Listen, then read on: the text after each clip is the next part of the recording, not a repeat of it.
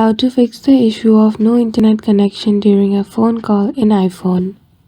Hello everyone, welcome back to our channel, and today we are back again with a new video. So without any delay, let's get into it.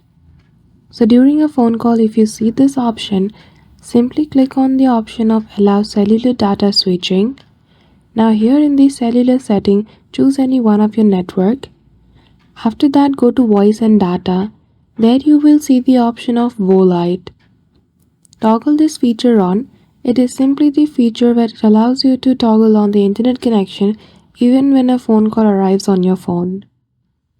So once you toggle on this feature, you won't lose your internet connection when a phone arrives. So that's it. I hope you found this video helpful.